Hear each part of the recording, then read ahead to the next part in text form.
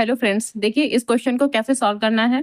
यहाँ 8 की घात 5 है, डिवाइड है 16 की घात 1.1 है, ठीक है। गुणे लगा है, फिर 2 की घात 5.4 है और यहाँ 2 है। यहाँ पर क्वेश्चन मार्क है। जो ये क्वेश्चन मार्क है इसकी वैल्यू हमें फाइंड आउट करना है, ठीक। तो अब जो 8 है ना, 8 को हम लिख सकते हैं 2 की घात 3, ठीक है। 2 दूनी 4 दूनी 8 और पूरे की घात ये 5 तो ऐसे ही लिखा रहेगा, डिवाइड भी ऐसे ही लगा रहेगा। 16 को हम लिख सकते हैं 2 की घात 4 और पूरे की घात है 1.1, ठीक है। और गुणे में 2 की घात 5.4, ठीक है। इसको और इसको चेंज नहीं करेंगे क्योंकि ये तो पहले से ही 2 की घात है, तो 2 की घात को कुछ नहीं करना है। यहाँ पर क्वेश्चन मार्क का निशान ऐसे ही लगा देते हैं।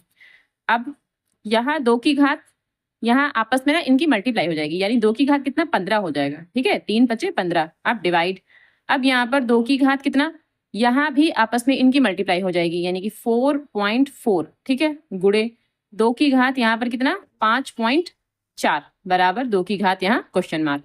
अब जब डिवाइड होता है और आधार समान होते हैं, उनकी घातें अलग होती हैं और डिवाइड हो तो क्या करते हैं, घातों को आपस में घटा देते हैं। यानी 15 में से 4.4 हमें घटाना है, ठीक है। 15 में से 4.4 घटाना है और 2 ये एक बार लिख देंगे।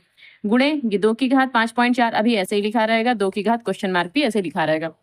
अब यहाँ पर 2 की घात 15 में से अगर हम 4.4 घटाते हैं, ठीक है, तो हमारा बचेगा 10.6, ठीक है। 10.6 बचेगा। गुणे 2 की घात 5.4 अभी ऐसे ही लिखा रहेगा, यहाँ 2 की घात क्वेश्चन मार्क है, ठीक है। अब यहाँ पर 2 की घात, अब यहाँ 2 की घात 10.6, यहाँ 2 की घात 5.4 और दोनों गुणे में हैं। तो जब ये गुणे में होते हैं तो जो घातें होती ना आपस में जुड़ जाती, तो इनको आपस में हमें जोड़ देना है, घातों को आपस में जोड़ना है और जो आधार है वो एक बार लिखा जाएगा, ठीक है। 2 एक बार लिखा जाएगा और यहाँ 2 की घात क्वेश्चन मार्क है।